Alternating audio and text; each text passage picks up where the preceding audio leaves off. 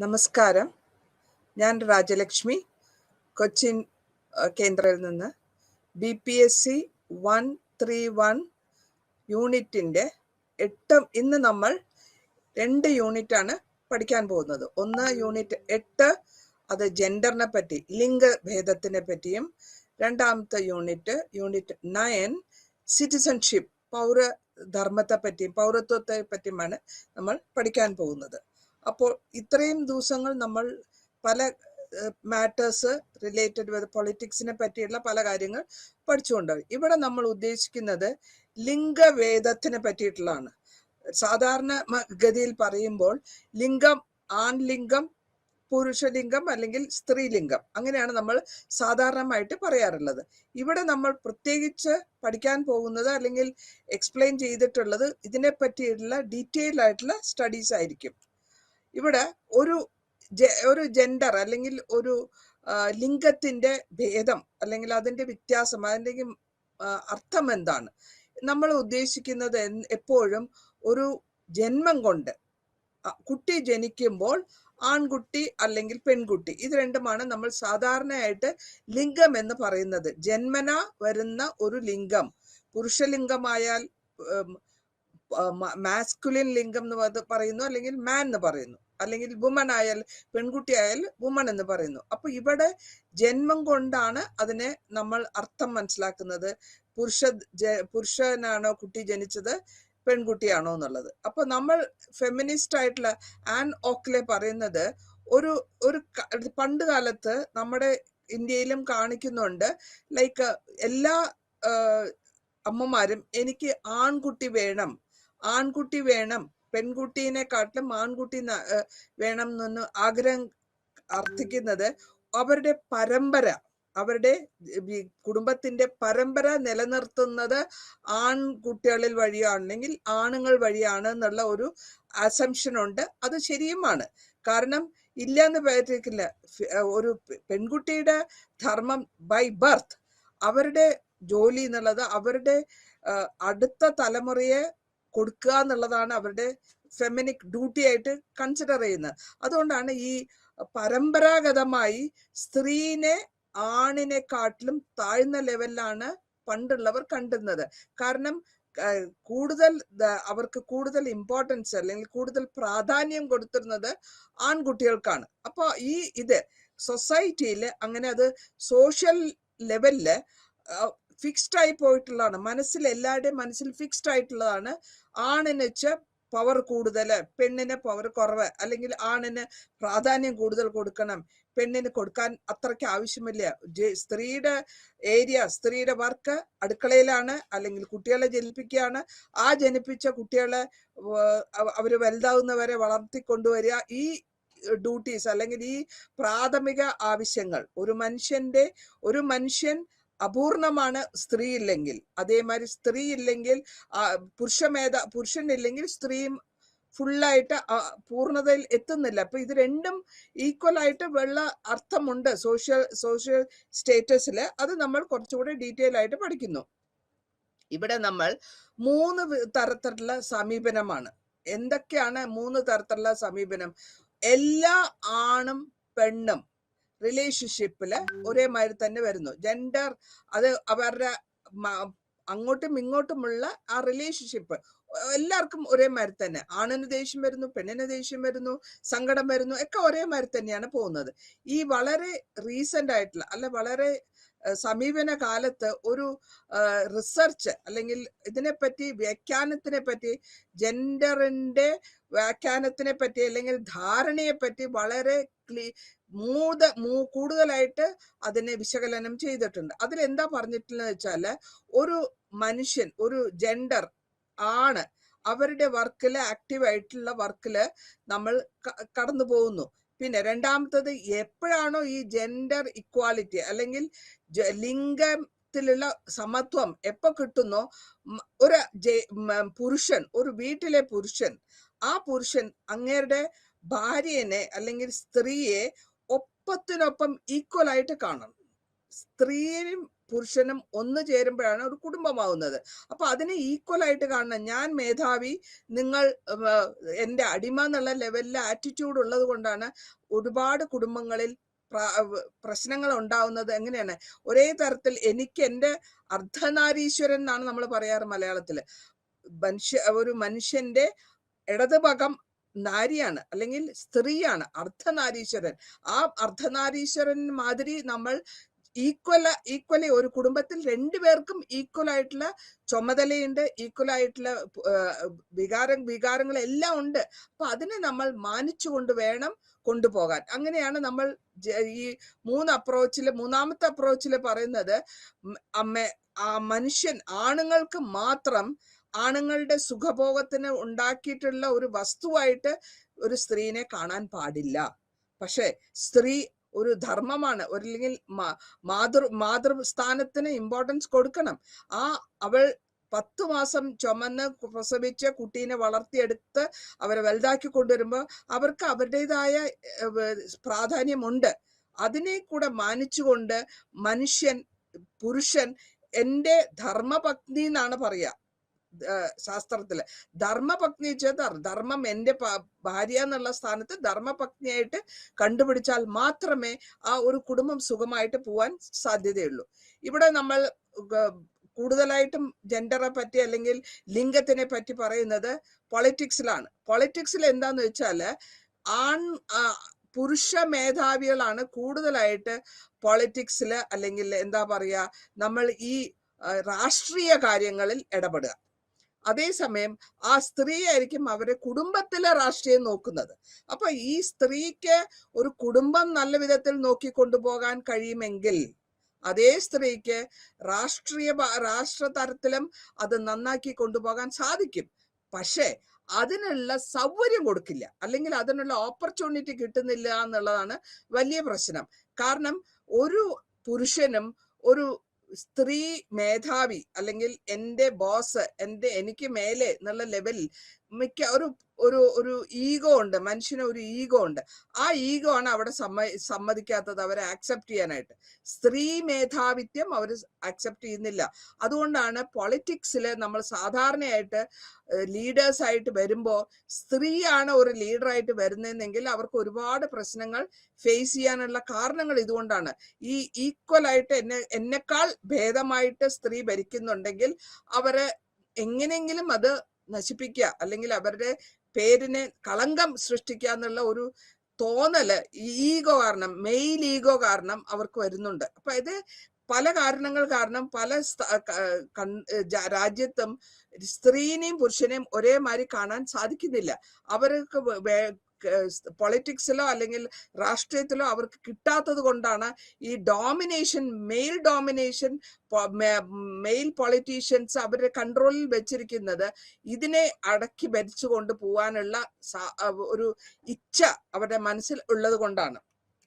ഇനി അടുത്ത് നമുക്ക് നോക്കാം, ഇതിനെ പറ്റിയുള്ള അപ്രോച്ചിൽ ജെൻഡറില്, അതായത് സ്ത്രീയിലെ കാറ്റഗറീസിൽ വരുമ്പോൾ എന്തുകൊണ്ടാണ് ഈ സ്ത്രീനെ വിശകലനം ചെയ്ത് അല്ലെങ്കിൽ ഒരു അനാലിസിസ് ചെയ്ത് സ്ത്രീക്ക് വോട്ട് ചെയ്യാൻ പവർ കൊടുക്കണം. പണ്ടൊന്നും ഉണ്ടായിരുന്നില്ല.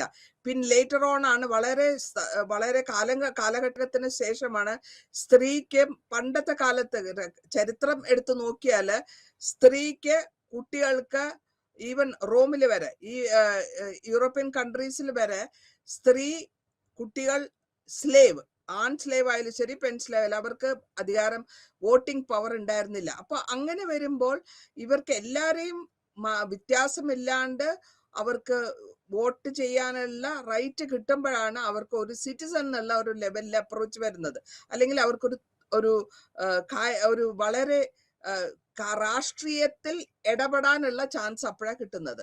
പിന്നെ നമ്മൾ നോക്കുമ്പോൾ ഒരു വിധത്തിലും പൊളിറ്റിക്കൽ ആക്ടിവിറ്റീസ് അല്ലെങ്കിൽ രാഷ്ട്രീയ തരത്തിലുള്ള വർക്കുകളിൽ സ്ത്രീകൾക്ക് പുറത്തു നിർത്തി അല്ലെങ്കിൽ വളരെ കുറച്ച് സ്ഥാനം കൊടുത്തെങ്കിൽ തന്നെ, നമ്മൾ നേരത്തെ കാലത്ത് ഒരു CTBT ഇഷ്യൂ ഉണ്ടായിരുന്നു. 33% of woman participation in the സഭ എന്നുള്ളത്, നമ്മളുടെ രാജ്യസഭയിലെ ലോക്സഭയിലെ. അപ്പൊ ഇവിടെ കുറച്ച് ഇന്ത്യയെ സംബന്ധിച്ചിടത്തോളം നോക്കുമ്പോൾ നമുക്ക് സ്ത്രീകളുടെ നമ്പറും കൂടുതലാണ്. അപ്പൊ അവരെ അടിച്ചമർത്തിക്കൊണ്ടാണ് ഇത്രയും കാലം രാഷ്ട്രീയം പോയിക്കൊണ്ടിരുന്നത്. ഇപ്പൊ കാലങ്ങൾ മാറി തുടങ്ങി, ഡെഫിനറ്റ് ആയിട്ട് വ്യത്യാസങ്ങൾ വരുന്നുണ്ട്.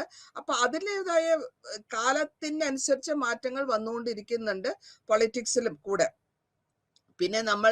പിന്നൊരു കാര്യമുണ്ട്, സ്ത്രീകൾ സാധാരണമായിട്ട് പൊളിറ്റിക്സിൽ ഇറങ്ങി അല്ലെങ്കിൽ രാഷ്ട്രീയത്തിൽ ഇറങ്ങിയാൽ ഇവർക്ക് വേറെ പണിയില്ലേ, വീട്ടിൽ പോയിരുന്ന് അവനവന്റെ കുടുംബം നോക്കിയാൽ പോരെ എന്നൊരു കമന്റും കേൾക്കാറുണ്ട്.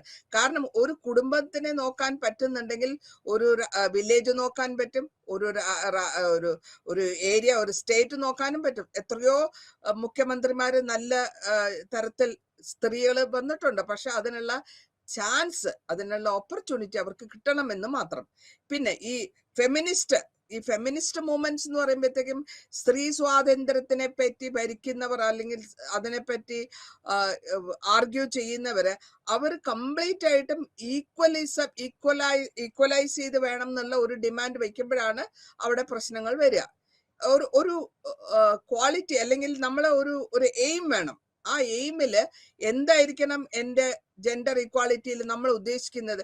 എന്റെ അറിവ്, എന്റെ അധികാരം, എന്റെ ചുമതലകൾ, എനിക്ക് ചെയ്യാൻ പറ്റാവുന്ന എന്തൊക്കെ ചെയ്യാൻ പറ്റുമോ അതൊക്കെ എനിക്ക് ചെയ്യണം. അത് എന്ത് ഓപ്പർച്യൂണിറ്റി ഒരാൾക്ക്, ഒരു വ്യക്തിക്ക് കിട്ടേണ്ട ഓപ്പർച്യൂണിറ്റീനെ അല്ലെങ്കിൽ സാഹചര്യത്തിനെ അയാൾ ആണായതുകൊണ്ടോ പെണ്ണായതുകൊണ്ടോ മാറ്റാൻ പാടില്ല എന്നുള്ളതാണ് നമ്മൾ എപ്പോൾ ഇക്വാളിറ്റി എന്ന് പറയുമ്പോൾ അല്ലെങ്കിൽ ഈ സമത്വം എന്ന് പറയുന്നതിൽ കൂടെ ഉദ്ദേശിക്കുന്നത് അതാണ്. അപ്പോ ഒരു കാലവശാലും നമ്മൾ രണ്ടുപേരും ആണ്, പുരുഷൻ തന്നെയാണ്, സ്ത്രീ തന്നെയാണ്. പക്ഷെ ഇവർക്ക് ചെയ്യാൻ പറ്റുന്ന കാര്യങ്ങൾ ഡെഫിനറ്റ് ആയിട്ട് അവർ ചെയ്തിരിക്കണം. അല്ലാണ്ട് ഒരിക്കലും ഒരു പുരുഷൻ സ്ത്രീയുടെ ലെവലിലേക്കോ അല്ലെങ്കിൽ സ്ത്രീ പുരുഷന്റെ ലെവലിലേക്കോ വരാൻ പോകുന്നില്ല. അവരുടെ പെർസെപ്ഷൻസും അവരുടെ ഐഡിയകളും അവരുടെ ആവശ്യങ്ങളും അവരുടെ പ്രയോറിറ്റീസും അവരുടെ പ്രാഥമിക പ്രയോറിറ്റീസ് എല്ലാം വ്യത്യാസം ഉണ്ടാവും. പക്ഷെ എന്നിരുന്നാൽ കൂടി ഈക്വലായിട്ട് ആണിനും പെണ്ണിനും എന്തൊക്കെ ചെയ്യാൻ പറ്റുന്നോ പ്ലാനിങ്ങില്, അത് ഒരു കൺട്രിയുടെ, രാജ്യത്തിന്റെ പ്ലാനിങ് ആയാലും ശരി, ഒരു വീടിന്റെ പ്ലാനിങ്, നമ്മൾ വളരെ സിമ്പിൾ ആയിട്ട് കുടുംബത്തിൽ എന്തെങ്കിലും പ്രശ്നങ്ങൾ ഉണ്ടെങ്കിൽ തന്നെ അച്ഛനും അമ്മയും ഒരുമിച്ചിരുന്ന് ഡിസ്കസ് ചെയ്ത് എന്തുകൊണ്ട് ഇത് ഇങ്ങനെ വന്നു, എന്ത് കാരണം, ഇതിന്റെ കാര്യകാരണങ്ങൾ വിശദീകരിക്കുക, കണ്ടുപിടിക്കുക, സംസാരിക്കുക. അപ്പോൾ അതിന് കറക്റ്റായ ഒരു സൊല്യൂഷൻ അവർക്ക് കിട്ടുകയും ചെയ്യും. അപ്പോൾ ചില സമയത്ത് ചില കാര്യങ്ങൾ ആരുടെ മനസ്സിലാണോ ഉദിക്കുന്നതെന്ന് നമുക്ക് അറിയാൻ പറ്റില്ല. അത് എപ്പോഴാണ് സാധിക്കുക? നമ്മൾ ഒരുമിച്ചിരുന്ന് ഡിസ്കഷൻ ചെയ്ത് നമ്മൾ അതിനെപ്പറ്റി വിശകലനം ചെയ്യുമ്പോൾ മാത്രമേ അത് നടക്കുന്നുള്ളൂ. പിന്നെ ഒരു ഡ്യുവൽ റാഷണൽ അല്ലെങ്കിൽ രണ്ട് വിധം ഇതുള്ളത്, നമ്മൾ ഈക്വൽ റൈറ്റ്സ് ആണ്. ആണിനും പെണ്ണിനും പുരുഷനും സ്ത്രീക്കും ഈക്വൽ റൈറ്റ്സ് ആണ് കിട്ടേണ്ടത്, ഈക്വൽ ഓപ്പർച്യൂണിറ്റീസ് ആണ് കിട്ടേണ്ടത്. ഹ്യൂമൻ റൈറ്റ്സിലും പറഞ്ഞിട്ടുണ്ട്, സോഷ്യൽ ജസ്റ്റിസിലും പറഞ്ഞിട്ടുണ്ട്, ഒരു കാരണവശാലും നീ സ്ത്രീയായി ജനിച്ചത് കൊണ്ട് നിനക്ക് റൈറ്റ് ഇല്ല, അല്ലെങ്കിൽ നീ പുരുഷനായി ജനിച്ചതുകൊണ്ട് നിനക്ക് കൂടുതൽ റൈറ്റ് ഉണ്ട്, അങ്ങനെ ഒരിടത്തും പറഞ്ഞിട്ടില്ല. അപ്പോൾ അത് നമ്മൾ മനസ്സിൽ കൊണ്ടുകൊണ്ട് വേണം എല്ലാ കണ്ടീഷൻസും, എല്ലാവിധ ഡെവലപ്മെന്റും, സസ്റ്റൈനബിൾ ആയിട്ടുള്ള എല്ലാ ഡെവലപ്മെന്റും നമുക്ക് എത്രത്തോളം ഇഫക്റ്റീവായിട്ട്, ഒരു രാഷ്ട്രത്തിന് എത്രത്തോളം ഇഫക്റ്റീവ് ആയിട്ട് കൊണ്ടുപോകാൻ പറ്റുന്നുള്ളത് നമ്മൾ അത് അറിയിച്ച് മനസ്സിൽ ഉൾക്കൊണ്ട് വേണം അതിനെപ്പറ്റി ചെയ്യാൻ വേണ്ടിയിട്ടുള്ള കാര്യങ്ങൾ. ഇനി എന്തെങ്കിലും കാരണവശാൽ ഇവർക്ക് പല വിധത്തില്, അതായത് ഓരോരുത്തരുടെയും ഓരോ ലെവലിൽ വരുമ്പോൾ ആണായാലും പെണ്ണായാലും വ്യത്യാസങ്ങൾ ഉണ്ടാവും. അവരുടെ ആറ്റിറ്റ്യൂഡിൽ വ്യത്യാസം ഉണ്ടാവും, അവരുടെ വിചാരങ്ങളിൽ വ്യത്യാസങ്ങൾ ഉണ്ടാവും, അങ്ങോട്ടും ഇങ്ങോട്ടുമുള്ള സംസാരത്തിൽ വ്യത്യാസങ്ങൾ ഉണ്ടാവും, നിയമപരമായിട്ടുള്ള ചട്ടക്കൂടിന്റെ അകത്ത് നിന്നുകൊണ്ട് പറയണം, സാമ്പത്തികമായിട്ട് നോക്കണം, രാഷ്ട്രീയമായിട്ടുള്ള ഉദ്ദേശങ്ങൾ അല്ലെങ്കിൽ രാഷ്ട്രീയമായിട്ടുള്ള വികസനം ചെയ്ത് അതിനെ ഒരു വിധത്തിൽ, അതായത് എല്ലാ ആൾക്കാർക്കും എല്ലാവിധ ആ രാഷ്ട്രത്തിലുള്ള എല്ലാ ജനതയ്ക്കും ഏത് ചെയ്താൽ എങ്ങനെ ചെയ്താൽ നന്നാകുമെന്ന് ഉള്ള ആ ചട്ടക്കൂടിന്റെ അകത്ത് വേണം ഈ പൊളിറ്റിക്കൽ ആയിട്ടുള്ള അധികാരങ്ങളോ അവകാശങ്ങളോ നടത്തി എടുക്കേണ്ടത്. ഇനി നമ്മൾ ഇത് മെയിൻ സ്ട്രാറ്റജിയിൽ അല്ലെങ്കിൽ നമ്മൾ ഇതിനെ ഒരു തന്ത്രം എന്ന് പറയാം. ഈ ജെൻഡറിനെ അല്ലെങ്കിൽ ലിംഗഭേദത്തിന് ഒരു രാഷ്ട്രത്തിന്റെ പുരോഗതിയിൽ ഒരു തന്ത്രമായിട്ട് ഉപയോഗിക്കാം. തന്ത്രമായിട്ട് ഉപയോഗിക്കുമ്പോഴത്തേക്കും എത്രത്തോളം നമ്മൾക്ക് സ്ത്രീയെ പുരുഷനെയും ഒരുമിച്ച് കൊണ്ടുവരാൻ പറ്റുന്നു അത്രത്തോളം വളരെ ഓർഗനൈസ്ഡ് ആയിട്ട് പോകും ആ രാഷ്ട്രം. 70-ലാണ് നമ്മൾ വളരെ അന്നത്തെ കാലത്ത് ആദ്യകാലങ്ങളിൽ ഞാൻ നേരത്തെ പറഞ്ഞ മാതിരി സ്ത്രീകൾക്ക് സ്വാതന്ത്ര്യമില്ല, സ്ത്രീകൾക്ക് സംസാരിക്കാനുള്ള അധികാരമില്ല, സ്ത്രീകൾക്ക് വോട്ട് ചെയ്യാനുള്ള അധികാരമില്ല. അങ്ങനെ വരുമ്പോഴാണ് ഈ മനസ്സിന്റെ അകത്ത് ഉണ്ടാകുന്ന ഒരു പ്രശ്നങ്ങൾ അത് അവർ ഇറിറ്റേഷൻ ആയിട്ട് പുറത്തേക്ക് വരും, പല വിധത്തിലും വരും. 70-ലാണ് ഈ സ്ത്രീ സ്വാതന്ത്ര്യത്തെ പറ്റിയും ചെറിയ ചെറിയ വുമൺ അല്ലെങ്കിൽ സ്ത്രീകളുടെ യൂണിറ്റ്സ് ഉണ്ടാക്കുകയും സ്ലോ ആയിട്ട് അതിപ്പോൾ 80 ആയപ്പോഴത്തേക്കും ഒരു വിധത്തിൽ നല്ല തരത്തിലുള്ള സ്ത്രീകളുടെ പാർട്ടിസിപ്പേഷൻ അല്ലെങ്കിൽ സ്ത്രീകളെ നമുക്ക് രാഷ്ട്രീയത്തിൽ കൊണ്ടുവരാൻ സാധിച്ചിട്ടുണ്ട്. അപ്പോൾ ഈ economic, social and development programme അല്ലെങ്കിൽ നമ്മൾ പറയുന്നത് ECOSOC, അതായത് എക്കണോമിക് സോഷ്യൽ കൗൺസിൽ വഴി നമ്മൾ 97-ല് ഒരു ജെൻഡർ ബാലൻസ് യുണൈറ്റഡ് നേഷൻസ് ഒരു ജെൻഡർ ബാലൻസ് കൊണ്ടുവന്നിട്ടുണ്ട്. അതിൽ ഇക്വാലിറ്റി എന്ന് പറയുമ്പോഴത്തേക്ക് സമത്വം യുണൈറ്റഡ് നേഷൻസ് ഓർഗനൈസേഷനിലും ഇതിനെപ്പറ്റി വളരെ കാര്യമായിട്ട് അവരെ ഡിസ്കസ് ചെയ്തിട്ടുണ്ട്. ഇനി ഈ പറയുന്നത് ഏതൊക്കെ വിധത്തിലാണ് അവർക്ക് വന്നിട്ടുള്ള വ്യത്യാസങ്ങൾ അല്ലെങ്കിൽ ഇഷ്യൂസ്, അവർ ഫേസ് ചെയ്തിട്ടുള്ള പ്രോബ്ലംസ് ആൻഡ് അതിന്റെ ട്രെൻഡ്. അതിന്റെ എന്താ വെച്ചാൽ ആദ്യമായിട്ട് നമ്മൾ എപ്പോഴും പറയുന്നത് പൊളിറ്റിക്കൽ ആയിട്ടുള്ള രാഷ്ട്രീയമായിട്ടുള്ള പവർ. എന്തുകൊണ്ട് രാഷ്ട്രീയത്തിൽ അവർക്ക് പവർ കിട്ടുന്നില്ല അല്ലെങ്കിൽ അവർക്ക് സ്വാതന്ത്ര്യം കിട്ടുന്നില്ല, അങ്ങനത്തെ പ്രോബ്ലംസ് ആയിരുന്നു ആദ്യകാലങ്ങളിൽ. പിന്നെ പറഞ്ഞപ്പോഴത്തേക്കും ഒരേ വീടിന്റെ അകത്ത് തന്നെ നമ്മൾ പല വിധത്തിലുള്ള വേരിയേഷൻസ് കാണുന്നുണ്ട്. അതായത് ആൺകുട്ടിയായ പയ്യനോട് പറയാറുണ്ട് സാധാരണ അമ്മമാര്, ആൺകുട്ടികൾ കരയാൻ പാടില്ല, ആൺകുട്ടികൾക്ക് കൂടുതൽ ഫുഡ് കൊടുക്കണം. ഇതൊക്കെ ഒരു വീടിന്റെ അകത്ത് വ്യത്യാസങ്ങൾ, ഇന്നിക്വാളിറ്റി എന്ന് പറയാം. വ്യത്യാസങ്ങൾ അങ്ങനെ കാണിക്കാൻ പാടില്ല. വളരുന്ന പ്രായത്തിൽ ആണായാലും പെണ്ണായാലും അവർക്ക് ആവശ്യമുള്ള പോഷകാഹാരം കൊടുക്കണം. ഒരു കാരണവശാലും അച്ഛനും അമ്മയും ഒരു കുട്ടീനെ, ആൺകുട്ടീക്ക് പ്രാധാന്യമോ പെൺകുട്ടിക്ക് അവഗണനയോ ചെയ്യാൻ പാടില്ല. ഇത് സാധാരണ എല്ലാ വീടുകളിലും കാണുന്ന ഒരു മാറ്ററാണ്. അത് അവിടെ കണ്ടു വരുമ്പോൾ ഇത് അവരുടെ മനസ്സിൽ അങ്ങനെ ഡെവലപ്പായി കൂടുതലായിട്ട് ഡെവലപ്പാവും. അത് അവർ ഹേർട്ടാവും, അവരുടെ മനസ്സിൽ അത് പതിഞ്ഞു പോകും. അത് കുഞ്ഞുകാലത്ത് തന്നെ അച്ഛനമ്മമാർ നോക്കേണ്ട കാര്യമാണ്. പിന്നെ ഒരു കാര്യം വരുന്നത് നമ്മളുടെ ലീഗൽ മാറ്റേഴ്സ് ആണ്. അതായത് സാധാരണ കുടുംബങ്ങളിൽ കേൾക്കാറുണ്ട്, കല്യാണം കഴിച്ചു കൊടുക്കാൻ ഒരു പെൺകുട്ടിയെ കല്യാണം കഴിച്ചു കൊടുക്കാൻ വേണ്ടിയിട്ട് അവർക്ക് ഒരുപാട് ചെലവ് വരുന്നുണ്ട്. അതുകൊണ്ട് ഈ സ്ത്രീനെ, ഒരു മകളെ കല്യാണം കഴിപ്പിച്ച് കൊടുത്തു കഴിഞ്ഞാൽ ആ മകൾക്ക് വീടിന്റെ ബാക്കിയുള്ള സ്വത്തിൽ അവകാശമില്ല, അത് ആൺകുട്ടിക്കാണ്.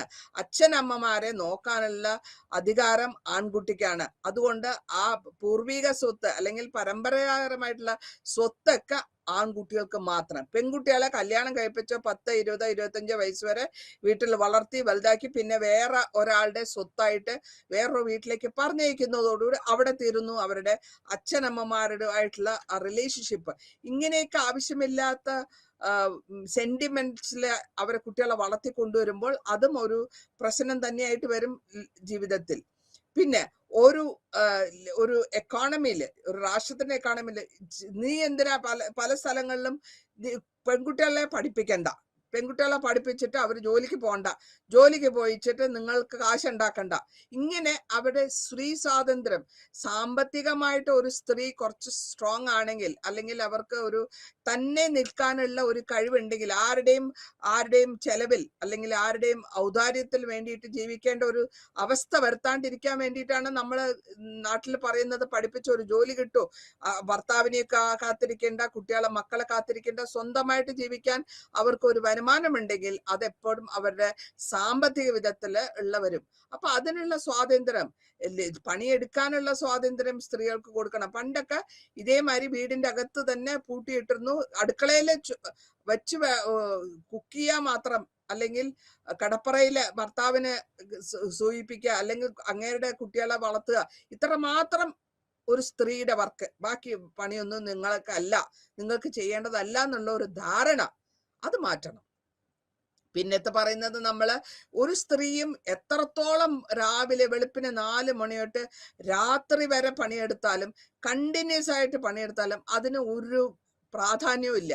അത് നിന്റെ ഡ്യൂട്ടിയാണ്, നിന്റെ ധർമ്മമാണ്. അതേസമയം ഇത് നമ്മൾ അതിന് അവർക്ക് ഒരു എക്കോണമിക്കലി ഇതേ വർക്ക് അവർ പുറത്ത് ചെയ്യുകയാണെങ്കിൽ അവർക്ക് അതിനുള്ള സാലറി കിട്ടുന്നു. അപ്പൊ അങ്ങനെ ഒരു ഡൊമസ്റ്റിക് വർക്കിനെ നമ്മൾ സാധാരണ സ്ത്രീകൾക്ക് ഇതൊരു സെറ്റപ്പാണ്. നിങ്ങൾ ചെയ്യണം. കല്യാണം കഴിച്ചു കഴിഞ്ഞാൽ പിന്നെ നിങ്ങൾക്ക് ഇത് ചെയ്യണം. അതുവരെ ഉള്ളൂ. അതുകൊണ്ടാണ് സാധാരണ സ്ത്രീകൾ അമ്മമാര് പറയാറുണ്ട്, അവൾക്ക് കിട്ടുന്ന സ്വാതന്ത്ര്യം, അവൾക്ക് കിട്ടുന്ന ഫ്രീ ടൈം, കല്യാണം കഴിച്ച് പോകുന്നവരെ എൻ്റെ കൂടെ ഇരിക്കുമ്പോഴെങ്കിലും അവൾ ഇത്തിരി സുഖമായിട്ട് ജീവിച്ചോട്ടെ, നാളെ ഭർത്താവിന്റെ കൂടെ പോയി കഴിഞ്ഞാൽ അവിടെ എന്തൊക്കെ അനുഭവിക്കാൻ പോണോന്ന് അറിയില്ല എന്ന് അമ്മമാർക്ക് അവർക്ക് തോന്നാറുണ്ട് പെൺകുട്ടികളോട്. അപ്പൊ അങ്ങനെ ഒരു കാരണങ്ങൾ നമ്മൾ കാണാറുണ്ട്. അതായത് വീടിന്റെ അകത്ത് തന്നെ വ്യത്യാസങ്ങൾ. പിന്നെ ഞാൻ പറയുന്നത് എന്താ വെച്ചാൽ, സ്ത്രീകളോടുള്ള വയലൻസ്. എന്തൊരു വയലൻസാ ഇപ്പൊ നാട്ടിൽ കാണുന്നത്. എന്തൊക്കെ തരത്തിലാണ് വയലൻസ്. ചെറിയ 4 വയസ്സുള്ള കുട്ടി തൊട്ട് 60 വയസ്സുള്ള സ്ത്രീകളെ വരെ, 80 വയസ്സുള്ള സ്ത്രീകളെ വരെ, എന്തിനാ ഇത്രത്തോളം ആ അബലയായ ഒരു സ്ത്രീ, അല്ലെങ്കിൽ ശാരീരികമായിട്ട് അവർക്ക് കുറച്ച് ബലം കുറവായിരിക്കും, പക്ഷെ മാനസികമായിട്ട് സ്ത്രീകളുടെ നല്ല ധൈര്യം ഉണ്ടാവും. പക്ഷെ അതിനെ സ്ത്രീകളെ ഉപദ്രവിക്കുക എന്നുള്ളത് വളരെ കാര്യമായിട്ട് നടന്നു വരുന്ന ഒരു പ്രവൃത്തികളാണ്. ഇപ്പൊ തന്നെ നമ്മൾ നാട്ടിൽ പല പല കേസുകൾ ഇപ്പോഴും നടന്നുകൊണ്ടിരിക്കുന്നുണ്ട് കോടതിയിൽ. ഞാൻ അതിനെപ്പറ്റി ഒന്നും എടുത്തു പറയാൻ ഉദ്ദേശിക്കുന്ന പല കോടതികളും അവർക്ക് വയലൻസ് മാത്രമല്ല, അവരെ കൊന്നുകളയാൻ, ഒരു ആക്സിഡന്റ് ആക്കി കളയാൻ, അല്ലെങ്കിൽ ഒരു എന്താ പറയാ, പാമ്പ് കടിച്ചു മരിച്ചു, ഗ്യാസ് പൊട്ടി മരിച്ചു, ഇതൊക്കെ വയലൻസ് അല്ലേ നാട്ടില്? സ്ത്രീകളോടുള്ള വയലൻസ് എന്താ? അവര് കുടുംബത്തിലേക്ക് വേണ്ട പൈസ അല്ലെങ്കിൽ കൂടുതൽ പൈസ കൊണ്ടുവന്നിട്ടില്ല എന്നുള്ള ഒരു കാരണമായിരിക്കാം, അല്ലെങ്കിൽ വേറെ എന്തെങ്കിലും കാരണമായിരിക്കാം. അപ്പൊ നമുക്കറിയാൻ പറ്റില്ല ഏതൊക്കെ തരത്തിലാണ്, എങ്ങനെയൊക്കെയാണ് സ്ത്രീകളോട് വയലൻസ് ഓരോരുത്തർ നടത്തിക്കൊണ്ട് ഈ സ്ത്രീ പുരുഷ ഭേദത്തിലുള്ള വ്യത്യാസങ്ങൾ, അല്ലെങ്കിൽ ഇതിന്റെ ഈ വിധത്തിലുള്ള വിചാരങ്ങൾ എപ്പോൾ മാറ്റിയാൽ മാത്രമേ നമുക്ക് കൂടുതലായിട്ടും കുറച്ചുകൂടെ നമുക്ക് സുഖമായിട്ട് ജീവിക്കാൻ പറ്റുകയുള്ളൂ. ഇനി അടുത്തതായിട്ട് ഞാൻ പറയാൻ ഉദ്ദേശിക്കുന്നത്, ഈ ഫെമിനിസ്റ്റ് കൺസെപ്റ്റ്, അതായത് പുരുഷാധിപത്യം എന്ന് പറയാം. പാട്രിയാർക്കി എന്ന് വെച്ചാൽ പുരുഷാധിപത്യം. അത് നമ്മളുടെ കേരളത്തിൽ വളരെ കാര്യമായിട്ട് കാണുന്നുണ്ടത്. പണ്ടത്തെ കഥകളൊക്കെ എടുത്തു നോക്കിയാൽ, പണ്ടത്തെ സിനിമകൾ നോക്കിയാൽ, പുരുഷൻ എന്ത് തെറ്റ് ചെയ്താലും ഒരു കുഴപ്പമില്ല, സ്ത്രീ ചെയ്യാൻ പാടില്ല. അതേ തെറ്റ് സ്ത്രീ ചെയ്തു കഴിഞ്ഞാൽ അവരെ വളരെ വിധമായിട്ട്, വളരെ മോശമായിട്ട് പുറത്ത് കാണിക്കുക. അപ്പോ ആ ആധിപത്യം, പുരുഷന്റെ ആധിപത്യം കാരണമാണ് നമുക്ക് കൂടുതലായിട്ടും ദേഷ്യങ്ങൾ, അല്ലെങ്കിൽ അവരുടെ റോള്, സ്ത്രീയുടെ റോള് എന്താ, റീപ്രൊഡക്ഷൻ മാത്രം, അല്ലെങ്കിൽ കുട്ടികളെ ജനിപ്പിക്കുക മാത്രം. ഈ ക്യാപിറ്റലിസ്റ്റ് എക്സ്പ്ലോയിറ്റേഷൻ ഒരു വിധത്തിൽ പല വിധത്തിലും സ്ത്രീനെ ചൂഷണം ചെയ്യുന്നുണ്ട് ആൾക്കാർ. അങ്ങനെ ചൂഷണം ചെയ്യുമ്പോൾ ശാരീരികമായിട്ടും മാനസികമായിട്ടും മോറലായിട്ടും സമാധാനം ഇല്ലാത്ത വിധത്തിൽ എന്തിനാ ഈ പുരുഷൻ മേധാവിത്വം കാണിക്കുന്നതെന്ന് മനസ്സിലാവുന്നില്ല. അതുകൊണ്ടാണ് ഈ ഫെമിനിസ്റ്റ് ഇത്രയും സ്ട്രോങ് ആയിട്ട് ഈ പ്രാക്ടീസിനൊക്കെ അവരെ എതിർക്കാനുള്ള കാരണം. കുറെ കാലം കഴിഞ്ഞാൽ, പണ്ട് ഒരു കഥ, ഹിസ്റ്ററിയിൽ ഒരു കഥയുണ്ട്, സ്ത്രീകൾ മേൽവസ്ത്രം ധരിക്കാൻ പാടില്ല എന്നുള്ളത്. കഥയിലുള്ളതാണ്, ചരിത്രത്തിലുള്ളതാണ്. ഞാൻ അതിനെപ്പറ്റി കൂടുതൽ കടക്കുന്നില്ല. മേൽവസ്ത്രം സ്ത്രീകൾ ധരിക്കാൻ പാടില്ല, അല്ലെങ്കിൽ വലിയ ആഢ്യന്മാർ മാത്രമേ ധരിക്കാൻ പാടില്ല. അങ്ങനെയൊക്കെ ഒരു ചൂഷണം ചെയ്യുക. ആ ചൂഷണത്തിൽ നിന്ന് അവർക്ക് ഈ ഫെമിനിസ്റ്റിന്റെ ഐഡിയാസ് മനസ്സിൽ വരികയാണ്, അല്ലെങ്കിൽ അവർ അതിനെപ്പറ്റി വളരെ കാര്യമായിട്ട് മനസ്സുകൊണ്ട് നൊന്തിട്ടാണ് അങ്ങനെ ഒരു ലെവലിൽ എത്രത്തോളം അതിനെ അടിച്ചമർത്തുന്നു അത്രത്തോളം അത് നമ്മൾ തിരിച്ച് റിയലൈസ് ചെയ്ത് പുറത്തേക്ക് വന്നുകൊണ്ടിരിക്കും. അപ്പൊ നമ്മൾ ഇതിവിടെ പറയുന്നത് ഒരു കൺസെപ്റ്റ് എന്താന്ന് വെച്ചാല്, ഒരു ചരിത്രപരമായും കൾച്ചർ പരമായും ഈ ജെൻഡറിനെ അല്ലെങ്കിൽ ഈ ലിംഗഭേദ സപ്രഷനെ അല്ലെങ്കിൽ ലിംഗഭേദ അടിമത്തത്വനെ ഒതുക്കണം. ഇനി ഈ പാട്രിയാർക്കി അല്ലെങ്കിൽ പുരുഷ മേധാവിത്വത്തിന് 3 തരത്തിലുള്ള വ്യൂസ് ഉണ്ട്. ഒന്ന് പറയുന്നു പാരമ്പര്യമായിട്ട് ബേസ്ഡ് ഓൺ ബർത്ത്, അതാണ് ജന്മമായിട്ട് കിട്ടുന്ന, ട്രഡീഷണൽ ആയിട്ട് പറയാം ബർത്ത്, ജനിക്കുന്ന കുട്ടി ആണോ പെണ്ണോ. രണ്ടാമത്തത് പറയുന്നത് സമൂല്യമായ ഫെമിനിസ്റ്റ് വ്യൂ. സാമൂല്യമായ ഫെമിനിസ്റ്റ് വ്യൂ എന്ന് പറയുമ്പോൾ സമതലത്തിൽ ഉള്ള ആ സമയത്ത് നടക്കുന്ന സാമൂഹ്യമായ വ്യൂ. പിന്നെ വരുന്നത് സ്ഥിതിഗതി സമാധിവാദി, സോഷ്യലിസ്റ്റ് വ്യൂ. ഈ 3 തരത്തിലാണ് നമ്മൾ ഇതിനെപ്പറ്റി പറഞ്ഞിട്ടുള്ളത്. ഇനി ലിംഗത്തിനെ പറ്റിയുള്ള കോൺസെപ്റ്റ്സും തിയറിയും, ഈ ലിംഗ വ്യത്യാസം അല്ലെങ്കിൽ ഈ വ്യത്യാസത്തിന് വന്നത് 70-ലാണ്. ഞാൻ നേരത്തെ പറഞ്ഞു 70-ലാണ് ഇതിനെപ്പറ്റി പതുക്കെ പുറത്തേക്ക് ഇറങ്ങാൻ തുടങ്ങിയത്. അതിന്റെ കാരണം എന്താന്ന് വെച്ചാൽ, ഇതിനെ വലിയ ഒരു ലൈൻ ഇടുക, ഡീകാമറേഷൻ എന്ന് പറയുമ്പോൾ ഒരു ലൈൻ ഇടുക. ബയോളജിക്കലി സെക്സ് ഡിഫറൻസും അവരുടെ പെരുമാറ്റവും അവരുടെ കഴിവുകളും ഇതിനെ ബേസ് ചെയ്തിട്ട് ഒരു ലൈൻ വരച്ചിട്ട് വ്യത്യാസങ്ങൾ ഇങ്ങനെ ചെയ്യാം, ആൺകുട്ടികൾ ഇങ്ങനെ ചെയ്യും, പെൺകുട്ടികൾ ഇങ്ങനെ ചെയ്യുന്നുള്ള ഒരു വ്യത്യാസം ഒരു വിശകലനം ചെയ്തിട്ടാണ് ഈ ലൈൻ അവിടെ വരയ്ക്കുക. ബയോളജിക്കൽ എന്ന് പറയുമ്പോൾ ശരീരപരമായിട്ടുള്ള കഴിവുകൾ. ഇപ്പോൾ ഈ പ്രസന്റ് കണ്ടീഷനിലും എല്ലാ കുട്ടികളും പെൺകുട്ടികളും എല്ലാ ഏരിയയിലും ഈവൻ എയർക്രാഫ്റ്റ് വരെ എടുക്കുന്ന സ്ത്രീകളുണ്ട്. അപ്പോൾ നമ്മൾ പുരോഗമിച്ചുകൊണ്ടിരിക്കുന്നതിന്റെ ഉദാഹരണമാണത്. അപ്പോ ഈ ആൻ ഓക്ലേസ് അന്നത്തെ കാലത്ത് പറഞ്ഞത്, സെക്സും ജെൻഡറും ഒരു സൊസൈറ്റിയിലെ ഗ്രൗണ്ട് ഫ്ലോർ അല്ലെങ്കിൽ എക്സ്പ്ലോറേഷൻ കൺസ്ട്രക്ഷൻ ഓഫ് ജെൻഡറിന്റെ അല്ലെങ്കിൽ ലിംഗഭേദത്തിന്റെ ഗ്രൗണ്ട് ഫ്ലോർ ആണ് അല്ലെങ്കിൽ ഗ്രൗണ്ട് ലെവലിലാണെന്ന് അങ്ങനെ പറഞ്ഞിരുന്നു. ഇനി വെസ്റ്റേൺ കൾച്ചറിൽ നോക്കുമ്പോൾ നമുക്ക് കാണാൻ പറ്റും ഡിഫറൻസസ്, സോഷ്യൽ ആയിട്ടുള്ള ഡിഫറൻസസ്. അവിടെ മദർ ഒരു സ്ത്രീനെ മദറായിട്ടോ അല്ലെങ്കിൽ ഭാര്യയായിട്ടോ അല്ലെങ്കിൽ വീട്ടിലുള്ള ഒരു ചട്ടക്കൂടിന്റെ അകത്തിൽ ഒതുക്കുന്നത് അവർ കുറച്ച് കുറവാണ് നമ്മുടെ നാട്ടിലെ അപേക്ഷിച്ച് നോക്കുമ്പോൾ. ഇനി എന്താണ് സ്ത്രീ സ്വാതന്ത്ര്യം അല്ലെങ്കിൽ ഫെമിനിസ്റ്റ് തിയറി എന്താണ്? ഫെമിനിസ്റ്റ് തിയറിയിൽ അവരെന്താണ് ഡിമാൻഡ് ചെയ്യുന്നത്? അവർ പറയുന്നത് പ്രമോഷൻ, അവർക്ക് കിട്ടേണ്ടുള്ള സ്വാതന്ത്ര്യം, അവരുടെ ഇൻട്രസ്റ്റിനെ മാനിക്കുക, അവർക്ക് കിട്ടേണ്ടുള്ള ഈക്വലൈസ് ആയിട്ടുള്ള വ്യത്യാസങ്ങളിനെ മാറ്റിക്കൊടുക്കുക. പുരുഷ മേധാവിത്വം കൂടാണ്ട് സ്ത്രീ മേധാവിത്വം വേണമെന്നല്ല ഞാൻ പറയുന്നത്. പക്ഷെ ഞാൻ എപ്പോഴും പറയുന്നത്, 2 പേർക്കും ഈക്വൽ ആയിട്ട് ഒരു ക്ലാസ്സില് 2 തട്ടുണ്ടെങ്കിൽ അതിൽ ഒന്നിൽ സ്ത്രീ ആണെങ്കിൽ ഒന്നിൽ പുരുഷൻ, അപ്പൊ 2 പേർക്കും ഈക്വൽ ആയിട്ടുള്ള ചാൻസസ് കൊടുക്കണം എന്നുള്ളതാണ് നമ്മളുടെ അഭിപ്രായം. ഈക്വൽ റൈറ്റ്സ് കിട്ടണം.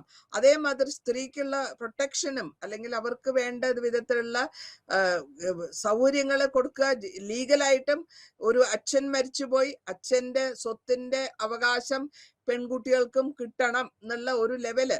പെൺകുട്ടീനെ കുറച്ച് പൈസ ചെലവാക്കി കല്യാണം കഴിപ്പിച്ചു കൊടുത്തുകൊണ്ട് അവർക്ക് അച്ഛന്റെ സ്വത്തിൽ അധികാരമില്ല. അപ്പൊ അങ്ങനെ വരുമ്പോൾ പണം, ഈ ധനം, ഓരോരുത്തരുടെ പവർ കൂട്ടി വരുന്നതുകൊണ്ടാണ് ഇങ്ങനത്തെ ഇങ്ങനത്തെ ലീഗൽ പ്രൊട്ടക്ഷന് വേണ്ടിയിട്ടൊക്കെ സ്ത്രീകൾ എടുക്കേണ്ടി വരുന്നത്. അവർക്ക് കിട്ടാത്തതിനെ അവർ പിടിച്ചു മേടിക്കാനായിട്ട് ഫെമിനിസ്റ്റ് ഐഡിയാസ് വഴി അവർ പുറത്തേക്ക് കൊണ്ടുവരുന്നു. അതിൽ തെറ്റില്ല. പക്ഷെ അതിനുള്ള ചാൻസിനെ കുറച്ച് നമ്മൾ എത്രത്തോളം ഈക്വലൈസ് ചെയ്ത് ഗവൺമെന്റ്, സ്റ്റേറ്റ് ഗവൺമെന്റ് ആയാലും ശരി സെൻട്രൽ ഗവൺമെന്റ് ആയാലും ശരി അതിന് വേണ്ട വിധത്തിലുള്ള ലീഗൽ റൈറ്റ്സ് കൊടുത്തു കഴിഞ്ഞാൽ അതിനുള്ള പ്രശ്നങ്ങൾ കുറയും.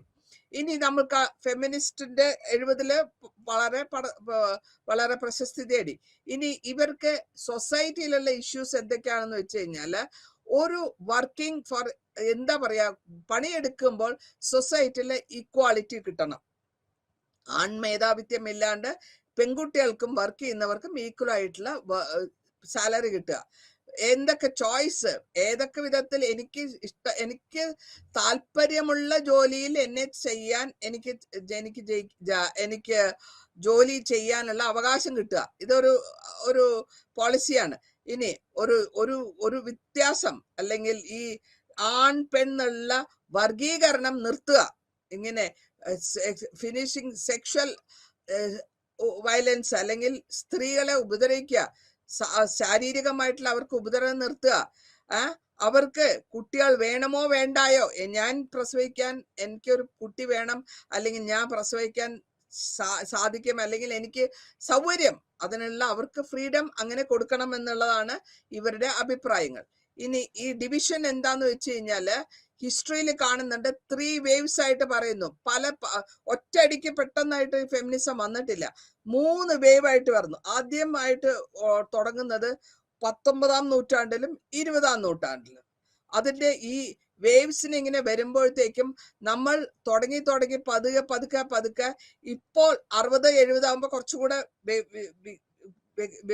വിശദകരമായി. ഇപ്പോൾ ഈ പ്രസന്റ് സമയത്ത് നമുക്ക് 1990 തുടങ്ങി ഈ കാലഘട്ടങ്ങളിൽ വളരെ കാര്യമായിട്ട് അതിന്റെ വ്യത്യാസം കാണുന്നുണ്ട്. എന്താണ് ലിബറൽ ആയിട്ടുള്ള, അല്ലെങ്കിൽ നമുക്ക് പറയാൻ പറ്റും ലിബറൽ എന്ന് വെച്ച് കഴിഞ്ഞാൽ ഒരു ഫെമിനിസത്തിന് ഒരു ഇക്വാളിറ്റി, പൊളിറ്റിക്കൽ ആയാലും ശരി, ലീഗൽ ആയാലും ശരി, രാഷ്ട്രീയമായാലും ശരി, ആണിനും പെണ്ണിനും ഒപ്പമുള്ള വ്യത്യാസം, അതിനെ ഒപ്പം കൊണ്ടുവരിക. ഇക്വിറ്റി, നമ്മൾക്ക് അസറ്റ്സ് എടുക്കുന്നുണ്ട്. Individual form of focus on ഒരു സ്ത്രീയുടെ കഴിവിനെ പ്രോത്സാഹിപ്പിക്കുക, ഒരു സ്ത്രീയുടെ ധർമ്മത്തിനെ പ്രോത്സാഹിപ്പിക്കുക, അല്ലെങ്കിൽ ഒരു സ്ത്രീയുടെ വികാരങ്ങളെ പ്രോത്സാഹിപ്പിക്കുക. അവർക്ക് കഴിയുന്ന കാര്യങ്ങളിൽ അവർക്കുള്ള സ്വാതന്ത്ര്യം കൊടുത്ത, ലിബറലായിട്ട് അവർക്ക് ചെയ്യാനുള്ള അധികാരം കൊടുക്കുക. ഇനി ഒരു ആണിനും പെണ്ണിനും ഒരുമിച്ചുള്ള ഈ ഇന്ററാക്ഷൻ കാരണം, അല്ലെങ്കിൽ ഒരു സൊസൈറ്റിനെ നന്നാക്കാനുള്ള ഒരു ചാൻസസ് അവർക്ക് കൂടുതലാണ്. എപ്പോഴാണ് അവർക്ക് ആ സ്വാതന്ത്ര്യം, ഒരു വ്യത്യാസമില്ലാത്ത ഒരു സ്വാതന്ത്ര്യം കിട്ടുന്നത്? അവര് ഒരുമിച്ച് നന്നാക്കി കൊണ്ടുവരുമ്പോൾ ഒരു സമൂഹം നന്നാകാനുള്ള ചാൻസസ് ഉണ്ട്. അപ്പൊ അങ്ങനെയാണ് നമ്മൾ സമൂഹത്തിനെ സ്ട്രക്ചർ ചെയ്ത് കൊണ്ടുവരേണ്ടത്. ഇനി ഇതെല്ലാം കൂടെ നമ്മൾ ഒരുമിച്ച് നോക്കുമ്പോൾ നമ്മളുടെ ഈ സ്റ്റഡീസ്, പല വിധത്തിലുള്ള സ്റ്റഡീസ് ഇവിടെ നടന്നിട്ടുണ്ട്. സ്റ്റേറ്റിനെ പറ്റിയും അല്ലെങ്കിൽ രാഷ്ട്രത്തിനെ പറ്റിയും നമ്മളുടെ ഇന്ത്യ ചരിത്രത്തിൽ നോക്കുകയാണെങ്കിൽ നമ്മൾക്ക് വളരെ വ്യത്യാസങ്ങൾ കാണുന്നുണ്ട്. പഴയ കാലങ്ങളെ അനുസരിച്ച് നോക്കുമ്പോൾ ഒരുപാട് സ്റ്റഡീസ് ഇതിനെപ്പറ്റി നടത്തി, ഒരുപാട് റിസർച്ച് ചെയ്തു, ഒരുപാട് വ്യത്യാസങ്ങൾ കൊണ്ടുവച്ചു. പലരും നമ്മൾ സ്വാതന്ത്ര്യ സമയത്ത് വിമൺ എഡ്യൂക്കേഷൻ എന്ന് പറഞ്ഞ രാജാ റാം മോഹൻ റായിന്റെ ടൈമിലൊക്കെ നമ്മൾ കണ്ടിട്ടുണ്ട്. സ്ത്രീകൾ മരിച്ചു കഴിഞ്ഞാൽ, ഭർത്താവ് മരിച്ചു കഴിഞ്ഞാൽ പ്രാക്ടീസിങ് സതി, നിർബന്ധപൂർവമായിട്ട് സതി പ്രാക്ടീസ് ചെയ്യണം, അല്ലെങ്കിൽ അവർക്ക് പറ്റില്ല. പിന്നെ വിഡോഹുഡ്, അതിനെ ഭയങ്കര ഡേഞ്ചറസ് ആയിട്ടുള്ള ഒരു സ്ത്രീക്ക് പുനർവിവാഹം സമ്മതിച്ചിരുന്നില്ല. അങ്ങനെ സ്ത്രീനെ സാമൂഹികമായും ശാസ്ത്രീയമായും മാനസികമായും പീഡിപ്പിച്ചുകൊണ്ടിരുന്ന കാലങ്ങളിൽ നിന്നൊക്കെ മാറി ഇപ്പോൾ പ്രസന്റ് കണ്ടീഷനിൽ വളരെ വ്യത്യാസങ്ങൾ നമ്മൾ സ്ത്രീ സ്വാതന്ത്ര്യം അനുഭവിച്ചുകൊണ്ടിരിക്കുന്നു. അതിനെ ദുരുപയോഗപ്പെടുത്താണ്ട് നല്ല വിധത്തിൽ ഉപയോഗിക്കണം എന്ന് മാത്രമേ എനിക്ക് പറയാനുള്ളൂ. അടുത്തതായിട്ട് അടുത്ത ലെസൺ എന്ന് പറയുന്നത്, നമ്മൾ പോകുന്നത് സിറ്റിസൺഷിപ്പ് എന്ന് പറയുന്ന ലെസൺ ആണ്. യൂണിറ്റ് 9. സിറ്റിസൺഷിപ്പ് എന്ന് വെച്ചാൽ എന്താ? പൗരത്വം. ഞാൻ ഇന്ത്യയിൽ ജനിച്ചു, അപ്പോൾ ഞാൻ ഇന്ത്യൻ പൗരനായി. എവിടെ ജനിക്കുന്നു ആ രാജ്യത്തിന്റെ പൗരൻ. അതാണ് ഒരു പൗരത്വത്തിന് ഒരു ഇൻഡിവിജ്വൽ ആയിട്ട്, അല്ലെങ്കിൽ ഞാൻ ജനിക്കുന്ന സ്ഥലവുമായിട്ടും എനിക്കുള്ള റിലേഷൻഷിപ്പ് അതാ. ആരുടെ മകനായിട്ട് ജനിക്കുന്നു എന്നല്ല ചോദിക്കുന്നത്, ഏത് രാജ്യത്ത് ജനിക്കുന്നു എന്നാണ്. അപ്പൊ ഏത് രാജ്യത്ത് ജനിക്കുന്നോ അവിടത്തെ സിറ്റിസൺഷിപ്പ്. അതാണ് സിറ്റിസൺഷിപ്പിന്റെ വ്യത്യാസം.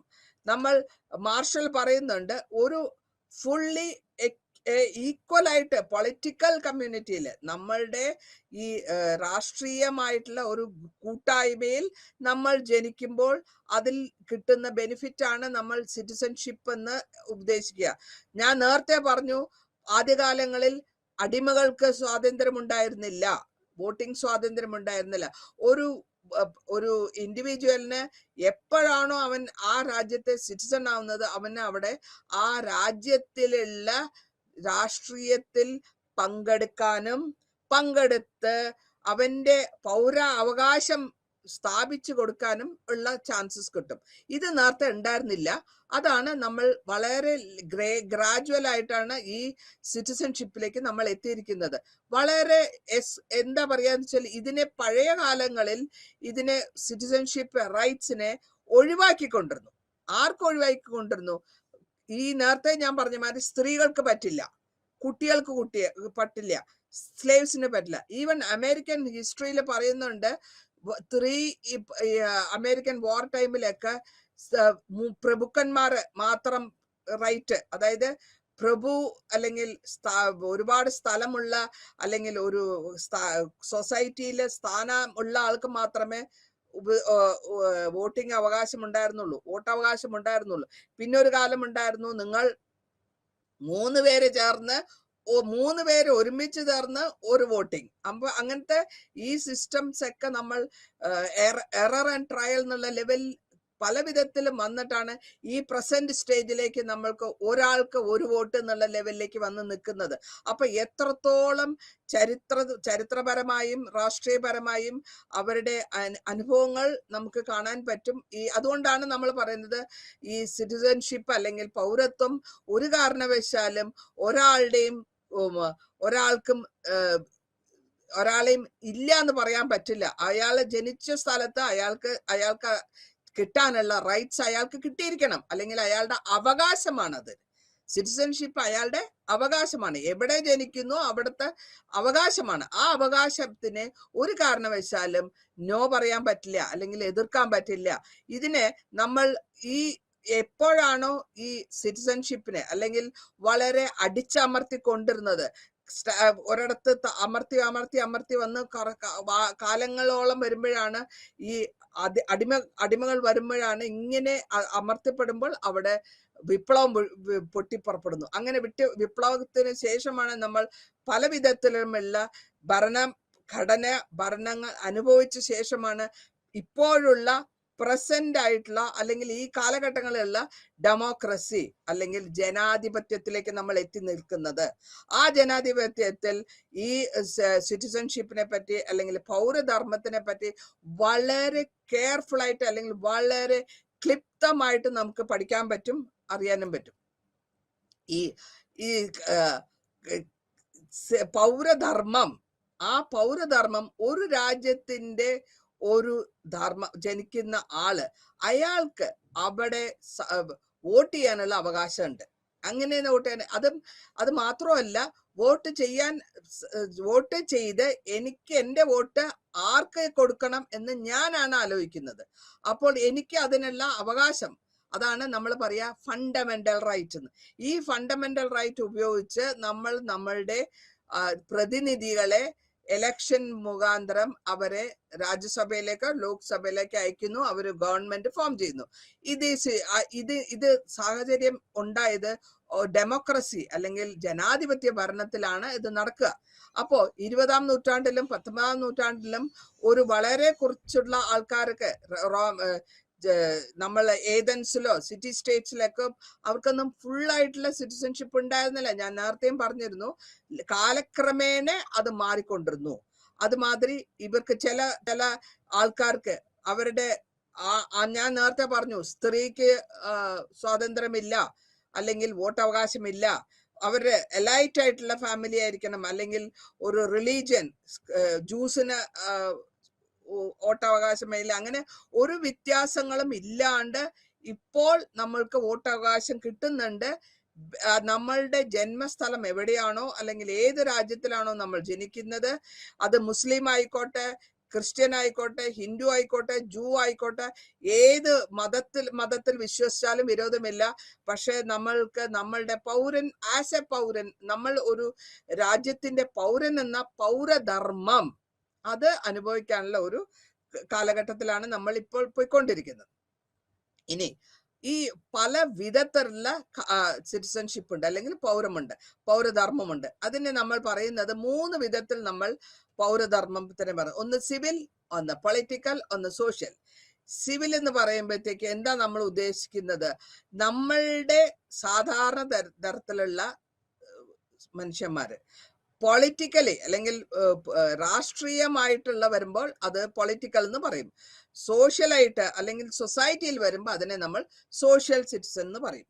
ഇനി ഈ സിറ്റിസൺസിന് തന്നെ 2 വിധത്തിൽ പറയുന്നുണ്ട്. ഒന്ന് സ്വതസിദ്ധമായ ജനിച്ചിട്ട് കിട്ടുന്ന സിറ്റിസൺഷിപ്പ്. നമ്മൾ ഇന്ത്യയിൽ ജനിക്കുമ്പോൾ നമ്മൾ ഇന്ത്യൻ സിറ്റിസൺ, നമ്മൾ ഇംഗ്ലണ്ടിൽ ജനിക്കുമ്പോൾ നമ്മൾ ബ്രിട്ടീഷ് സിറ്റിസൺ. പക്ഷെ ഈ സിറ്റിസൺഷിപ്പ് തന്നെ പിന്നെ ഒന്ന് പറയുന്നുണ്ട് നാച്ചുറലൈസ്ഡ്, അല്ലെങ്കിൽ അവിടെ വർഷങ്ങളോളം താമസിക്കുമ്പോൾ അവർക്ക് ആ ഭരണഘടനയിൽ ഇത്ര 10 വർഷം കഴിയുമ്പോൾ, നമ്മൾ സാധാരണ കേൾക്കാറുണ്ട് അമേരിക്കയിൽ പോയി എനിക്ക് ഗ്രീൻ കാർഡ് കിട്ടി, അല്ലെങ്കിൽ എനിക്ക് സിറ്റിസൺഷിപ്പ് കിട്ടി. അപ്പോൾ സിറ്റിസൺഷിപ്പ് കിട്ടുമ്പോൾ നമ്മൾ അമേരിക്കയിൽ നമ്മുടെ ആൾക്കാർക്ക് അമേരിക്കയിൽ പോകുന്നുണ്ട്, കാനഡയിൽ പോകുന്നുണ്ട്, റഷ്യയിൽ പോകുന്നുണ്ട്, സിറ്റിസൺഷിപ്പ് കിട്ടുന്നുണ്ട്. ആ സിറ്റിസൺഷിപ്പ്, അവരുടെ സിറ്റിസൺഷിപ്പ് കിട്ടണമെങ്കിൽ മിനിമം ഇത്രയും കൊല്ലം അവിടെ താമസിച്ചിരിക്കണം, അവരുടെ റൂൾസ് ആൻഡ് റെഗുലേഷൻസ് ഒക്കെ ഫോളോ ചെയ്തിരിക്കണം. അതിനാണ് നമ്മൾ നാച്ചുറലൈസ്ഡ് എന്ന് പറയുക. അങ്ങനെ ഇവിടെ ഇന്ത്യയിൽ തന്നെ രാജീവ് ഗാന്ധിനെ കല്യാണം കഴിച്ച ശേഷമാണ് സോണിയാഗാന്ധി ഇറ്റാലിയൻ സിറ്റിസൺഷിപ്പ് ഉള്ള ഒരു സ്ത്രീ ഇന്ത്യൻ സിറ്റിസൺഷിപ്പായിട്ട് മാറിയത്. ഇവിടെ വന്ന് താമസിച്ചു, ഇവിടത്തെ പൗരനെ കല്യാണം കഴിച്ചു, ഇവിടെ ജീവിക്കുന്നു, ഇവിടെ തന്നെ കണ്ടിന്യൂ ചെയ്യുന്നു. അപ്പൊ അവര് നാച്ചുറലൈസ്ഡ് ആണ്. ബൈ ബർത്ത് റൈറ്റ് കിട്ടുന്ന, ജന്മം കൊണ്ട് കിട്ടിയ സിറ്റിസൺഷിപ്പ് അല്ല, ഇന്ത്യയിൽ ജീവിച്ച കാലം കൊണ്ട് കിട്ടുന്നു. അതേമാതിരി ഇവിടെ നിന്ന് പുറത്തു പോയി ജീവിക്കുന്നവർക്കും അവരുടെ പൗരത്വം മാറുന്നത് അവിടത്തെ ആ കൺട്രിയിലുള്ള അത് അമേരിക്ക ആയാലും ശരി, ഇംഗ്ലണ്ട് ആയാലും ശരി, ഇസ്രായേൽ ആയാലും ശരി, എത്ര കാലം ജീവിക്കുന്നു അവരുടെ നോംസ്, അവരുടെ കണ്ടീഷൻസ് പ്രകാരം ജീവിച്ചതിന് ശേഷമായിരിക്കും ആ സിറ്റിസൺഷിപ്പ് മാറുക. അങ്ങനെ ഒരു സിറ്റിസൺഷിപ്പ് മാറുന്ന സമയത്ത് ഒരാൾക്ക് 2 സിറ്റിസൺഷിപ്പ് പാടില്ല. നമ്മളുടെ സ്വന്തം സിറ്റിസൺഷിപ്പ് നമ്മൾ അവിടെ സറണ്ടർ ചെയ്യണം. സറണ്ടർ ചെയ്യാൻ മാത്രമല്ല, നമ്മൾ അവിടെ വോട്ട് എടുക്കണം. ഈ അമേരിക്കയിലൊക്കെ നമ്മൾ വോട്ട് എടുക്കണം. വോട്ട് എടുക്കാന്ന് വെച്ചാൽ അവരുടെ ചരിത്രത്തിനെ പറ്റി മുഴുവൻ പഠിക്കുക, അമേരിക്കൻ ഹിസ്റ്ററി മുഴുവൻ പഠിക്കുക, അതിനെ പരീക്ഷ എഴുതുക. അതിന് റിട്ടേൺ ടെസ്റ്റ് ഉണ്ട്. ആ റിട്ടേൺ ടെസ്റ്റിന് ശേഷം പിന്നെ അവർ ഇന്റർവ്യൂവിന് വിളിക്കും. അവരെ ഇന്റർവ്യൂവിന് വിളിച്ച ശേഷം അവർ ചോദിക്കുന്ന ഉത്തരങ്ങൾ കറക്റ്റായിട്ട് പറയണം. പറഞ്ഞ ശേഷം പിന്നെ ഒരു വോട്ടിംഗ് അല്ലെങ്കിൽ ഒരു വോത്തെടുക്കണം. അതായത് സത്യപ്രതിജ്ഞ ചെയ്യുക. ആ സത്യപ്രതിജ്ഞ ചെയ്യുന്നതിന് ശേഷം ഞാൻ എൻ്റെ ഈ രാജ്യത്തിന്റെ പൗരനായിട്ടുള്ള എല്ലാ വർക്കുകളും അതിൻ്റെ തരത്തിൽ ഞാൻ ചെയ്യുമെന്ന് സത്യം ചെയ്ത് എടുത്തതിന് ശേഷം നമ്മളുടെ പഴയ ഏത് രാജ്യത്തെ പൗരത്വമുണ്ടോ ആ പാസ്പോർട്ട് സറണ്ടർ ചെയ്യണം. അപ്പൊ അങ്ങനെ നമ്മളുടെ ഒരു പൗരന്റെ പൗരത്വത്തിനെ നിർത്തിയതിന് ശേഷമാണ് നമ്മൾ വേറൊരു രാജ്യത്തിന്റെ പൗരത്വം ഏർക്കുക. അതൊരു പ്രോസസ്സാണ്. അതിന്റെ ഓരോ കൺട്രിയിലും ഓരോ പ്രോസസ്സാണ്. ഇനി ഈ സിറ്റിസൺഷിപ്പ് എങ്ങനെയാണ് വന്നത്? പണ്ട് കാലത്ത് ഗ്രീക്ക് സിറ്റി സ്റ്റേറ്റ്സിൽ നമ്മൾ പറഞ്ഞിരുന്നു 2 വിധത്തിലാണ് അവിടുത്തെ പോപ്പുലേഷൻ അല്ലെങ്കിൽ ജനതയെ വിഭജിച്ചിരുന്നത്. ഒന്ന് ഹൈ ക്ലാസ് ലെവലിലുള്ള റോയൽ ബ്ലഡ് അല്ലെങ്കിൽ പരമ്പരാഗതമായി അവിടെ ജനിച്ചു വളർന്നവര്. പിന്നത്തെ ഒരു ഗ്രൂപ്പ് അടിമകള്. ഈ അടിമകൾക്ക് ഒരിക്കലും വോട്ട് ചെയ്യാൻ പറ്റില്ല. ഗ്രീക്ക് സിറ്റി സ്റ്റേറ്റ്സില് അങ്ങനെയാണ് അവര് പോപ്പുലേഷന് അല്ലെങ്കിൽ ടോട്ടൽ ആയിട്ടുള്ള ജനതയെ വിഭജിച്ചിരുന്ന. ഒരു ഗ്രൂപ്പ് അവിടുത്തെ പൗരന്മാര്, പിന്നെ ഒരു ഗ്രൂപ്പ് അടിമകള്. അപ്പൊ അടിമകൾക്ക് ഒരിക്കലും പവർ ഇല്ല, വോട്ട് ചെയ്യാൻ പാടില്ല. പിന്നെ അവിടെ സ്ത്രീക്ക് വോട്ടിംഗ് റൈറ്റ് ഇല്ല. കാരണം അവര് സ്ത്രീനെ അവര് ഒരു ആണിന് വേണ്ടി ജനിക്കുന്നു എന്നുള്ളതാണ് അവിടെ ഉദ്ദേശിക്കുന്നത്. അല്ലെങ്കിൽ സ്ത്രീ നോട്ട് എന്താ പറയാ, ആണിന് ഒപ്പത്തിനൊപ്പം ഇല്ല. അതുകൊണ്ട് സ്ത്രീ സ്വാതന്ത്ര്യം അവിടെ ഇല്ല. പഴയ കാലത്തെ റോമിലും ഒരു വലിയ ഗ്രൂപ്പ്, അതായത് പണക്കാരായ പെട്രീഷ്യൻസ് എന്നുള്ളവർക്ക് മാത്രമേ വോട്ടവകാശമുള്ളൂ. അല്ലെങ്കിൽ അവർക്ക് മാത്രമേ അവരുടെ ഫണ്ടമെന്റൽ റൈറ്റിൽ ഉപയോഗിച്ച് അവർക്ക് രാഷ്ട്രീയമായ കാര്യങ്ങളിൽ ഇടപെടാനുള്ള സൗകര്യമുള്ളത്. പെട്രീഷ്യൻസ് എന്നാണ് ആ ഗ്രൂപ്പിന്റെ പേര് പറയാ. നമ്മള് അതായത് പണക്കാര്, വളരെ ധനാധിപനായ ലോർഡ്സ് എന്ന് പറയാം, അല്ലെങ്കിൽ ഇംഗ്ലണ്ടിൽ അവരെ പറയുന്നത് ഫ്യൂഡൽ ലോർഡ്സ്, അല്ലെങ്കിൽ ധനികൻ എന്നുള്ളവർക്ക് മാത്രം റൈറ്റ്. അപ്പോൾ സാധാരണ ലെവലിൽ ജനിക്കുന്ന ആൾക്കാർക്ക് രാഷ്ട്രത്തിന്റെ ഭരണഘടനയിൽ അഭിപ്രായം പറയാനോ അംഗീകാരം ചെയ്യാനോ ഇല്ല. പിന്നെ ഒരു ഗ്രൂപ്പ് എന്ന് പറയുന്നത് നമ്മൾ എല്ലാ വിധത്തിലുള്ള, നമുക്ക് പറയും സിവിക് വെർച്യു എന്ന് പറയുന്നത് അതിനായിട്ടുള്ള ധർമ്മം, അല്ലെങ്കിൽ അതിനുള്ള ആ മാൻലിനെസ്. നിങ്ങൾ സാധാരണ നമ്മള് റോമില്, ഏതൻസിലും റോമില് അന്നത്തെ കാലങ്ങളില് ജനിക്കുന്ന ആൺകുട്ടികളെ ഒരുപാട് മേലെ കൊണ്ടുപോയി, മലമുകളിൽ കൊണ്ടുപോയി. കാരണം അവിടെ സ്പാർട്ടൻ ആൻഡ് ഗ്രീക്ക് ടൈമില് അവർ കൊണ്ടുപോകും, കുഞ്ഞുങ്ങളെ കൊണ്ടുപോയിട്ട് മലമുകളിൽ കൊണ്ടുപോയി ഉരുട്ടിവിടും, താഴേക്ക് ഉരുട്ടിവിടും. കാരണം എന്താന്ന് വെച്ചാൽ ഹെൽത്തി ആയിട്ടുള്ളവർ വേണം. നാളെ ഈ ആൺകുട്ടി വലുതായി വരുമ്പോൾ അവൻ ഒരു സോൾജർ ആയിട്ട് വരണം. ഫിസിക്കലി ഹെൽത്തി ആയിട്ടുള്ളവർ. ഉരുണ്ട് താഴെ വരുമ്പോഴത്തേക്കും ജീവനുള്ള കുട്ടികൾക്കേ പിന്നെ ജീവിക്കാൻ പറ്റുള്ളൂ. അങ്ങനെ ഒരു സിസ്റ്റം ഉണ്ടായിരുന്നു അവിടെ. കാരണം ഒരു ഫിസിക്കലി ധൈര്യമുള്ള അല്ലെങ്കിൽ ഫിസിക്കൽ സ്ട്രെങ്ത്തിനെയാണ് ഉദ്ദേശിക്കുന്നത്. കാരണം നാളെ ഒരു ഭടനായിട്ട് പോകുമ്പോൾ പല വിധത്തിലുള്ള ഫിറ്റ്നസ് വേണം. ആ ഫിറ്റ്നസ് ഉള്ള കുട്ടികൾ ജീവിച്ചാൽ മതി. നമ്മള് സാധാരണ ഇവിടെ കേരളത്തിൽ കാണാറുണ്ട്, ഒരു വാഴ കുഞ്ഞുങ്ങള് കുറെ പൊട്ടി വരുമ്പോ ചവിട്ടി കളഞ്ഞിട്ട് 1 or 2 മാത്രമേ വെക്കുള്ളൂ. കാരണം അത്രയും വീക്കായിട്ടുള്ളത് വേണ്ട. അപ്പൊ അതേമാതിരി റോമിലൊക്കെ ഇങ്ങനത്തെ ഒരു പരിപാടി ഉണ്ടായിരുന്നു. കുട്ടികളെ മേലെ കൊണ്ടുപോവുക, എന്നിട്ട് മലമുകളിൽ നിന്ന് ഉരുട്ടി വിടുക. ജീവനുള്ളവര് നാളെ വലുതായി വരും, ഇല്ലെങ്കിൽ അത് ആ ഉരുട്ടി പറഞ്ഞതിന് മുമ്പ് ആ കുട്ടി മരിച്ചു. അപ്പൊ അങ്ങനെ ആ വെർച്യു മാൻലിനെസ്സിനാണ് ഞാൻ ഉദ്ദേശിച്ചത് ഇവിടെ. ഒരു മാൻലിനെസ് എന്ന് പറയുമ്പോൾ ഒരു ആണത്വം അല്ലെങ്കിൽ പൗരുഷം. ആ പൗരുഷം നല്ല വിധത്തിൽ മിലിറ്ററി ഡ്യൂട്ടി ചെയ്യാൻ പറ്റുന്ന കുട്ടിയായിരിക്കണം. രാഷ്ട്രത്തിനോട് സ്നേഹമുള്ള കുട്ടിയായിരിക്കണം. എല്ലാ രാഷ്ട്രത്തിന്റെ ഡ്യൂട്ടീസും അതിന്റെ അതേ പ്രകാരം നടത്തി വരുത്താൻ താല്പര്യം അല്ലെങ്കിൽ പറ്റുന്ന അങ്ങനത്തെ കുട്ടികൾ ജനിച്ചാൽ മതി എന്നുള്ള ഒരു കൺസെപ്റ്റ് അവിടെ ഉണ്ടായിരുന്നു, അല്ലെങ്കിൽ ഒരു ആശയം അവിടെ ഉണ്ടായിരുന്നു. അതുകൊണ്ടാണ് ഈ കുഞ്ഞുങ്ങൾ ജനിക്കുമ്പോൾ തന്നെ. പിന്നെ നമ്മള് ഈ ജപ്പാനിലൊക്കെ ജനിച്ച കുട്ടികളെ തന്നെ തണുത്ത വെള്ളത്തില്, അതായത് വളരെ ഐസ് വാട്ടറിൽ അവര് പ്രസവം നടത്തുന്നുണ്ട്. എന്തിനാന്ന് വെച്ചാല് ആ എൻവയറമെന്റുമായിട്ട്, ആ സാമൂഹ്യമായിട്ട്, അല്ലെങ്കിൽ ആ കുട്ടിക്ക് നമ്മൾ പറയാറുണ്ട്, അയ്യോ മഴ നനഞ്ഞാൽ കുട്ടിക്ക് പനി വരുന്നു. നമ്മളിങ്ങനെ കൂടുതൽ പ്രൊട്ടക്ഷൻ കൊടുക്കുമ്പോൾ അവരുടെ റെസിസ്റ്റൻസ് കുറയുന്നു. അപ്പോൾ ഇങ്ങനത്തെ കാര്യങ്ങൾ മുഖാന്തരം അവര് കുട്ടികളുടെ ഹെൽത്തിനെ, അല്ലെങ്കിൽ അവരുടെ ജനതയുടെ ഹെൽത്തിനെ സ്ട്രോങ് ആക്കി കൊണ്ടുവരുന്നത്. നാളെ അവര് ഭടന്മാരായാൽ അവർ നാട്ടിന് വേണ്ടിയിട്ട് വാർ ഫ്രണ്ടിൽ പോകേണ്ട ആവശ്യമുണ്ട്. മനോധൈര്യം, ശരീര ധൈര്യം, ഉറപ്പ്, ഇതൊക്കെ അത്യാവശ്യമാണ്. അങ്ങനെ ഉള്ള കുട്ടികൾ വേണം വളർന്നു വരാൻ. അതിനെയാണ് നമ്മൾ സിവിക് വെർച്യു എന്ന് പറയാം. അതായത് മാൻലിനെസ്. ഇപ്പോൾ സ്ത്രീകളും ആർമിയിലുണ്ട്, സ്ത്രീകളും ട്രെയിനിങ് ഉണ്ട്. ഈ ടഫ് ട്രെയിനിങ് കഴിഞ്ഞാൽ മാത്രമേ നമ്മൾക്ക് ആർമിയിലോ നേവിയിലോ പോലീസിലോ ചെയ്യാൻ പറ്റില്ല. കാരണം ഇതിനെക്കാട്ടിൽ ഏറ്റവും മനുഷ്യന് ചില സ്ത്രീകളെ ഭയങ്കര സ്ട്രോങ് ആയിരിക്കും, ചില പുരുഷന്മാര് ഭയങ്കര സോഫ്റ്റ് ആയിരിക്കും. ബ്ലഡ് കണ്ടാൽ തല ചുറ്റുന്ന ആൺകുട്ടികളും ഉണ്ട്, എന്ത് കീറി മുറിക്കാനുള്ള ധൈര്യമുള്ള പെൺകുട്ടികളും ഉണ്ട്. അപ്പൊ അതിൽ ഒരാളുടെ ജന്മം കൊണ്ടല്ല ഈ മനോധൈര്യം വരുന്നത് അവനവന്റെ തന്നെ ആശയങ്ങളും അവനവന്റെ തന്നെ സ്ട്രെങ്ത്തും, നമ്മൾ എത്രത്തോളം മെന്റൽ സ്ട്രെങ്ത് നമ്മൾ ഡെവലപ്പ് ചെയ്തെടുക്കുന്നു. ചെറുപ്പം തൊട്ടേ നമ്മൾ ഹാർഡ്ഷിപ്പ് കൂടെ, അല്ലെങ്കിൽ കഠിനമായുള്ള മാനസിക അവസ്ഥയിൽ കൂടിയും ശാരീരിക അവസ്ഥയിൽ കൂടി വന്നു കഴിഞ്ഞാൽ ഡെഫിനറ്റ് ആയിട്ട് നമുക്ക് ഇതൊക്കെ ഈ പറഞ്ഞ കാര്യങ്ങളൊക്കെ കിട്ടിക്കൊള്ളും. ഇനി ഈ സിറ്റിസൺഷിപ്പിന് നമ്മൾ 8 തിയറി ഉണ്ട്. ഈ 8 തിയറി വളരെ ചുരുക്കമായിട്ട് ഞാൻ പറയാം. ആദ്യത്തെ തിയറി നമ്മൾ പറയുമ്പോഴത്തേക്കും ലിബറൽ തിയറി എന്ന് പറയും. ലിബറൽ തിയറിയിൽ തന്നെ മാർഷൽ പറയുന്നുണ്ട് ലിബറൽ തിയറി 3 വിധത്തിൽ വരുന്നുണ്ട്. ഓക്കെ, ഈ 8 liberal theory, republican theory, libertarian theory, communitarian theory, Marxist theory, pluralist theory, feminist perspective, Gandhi's view.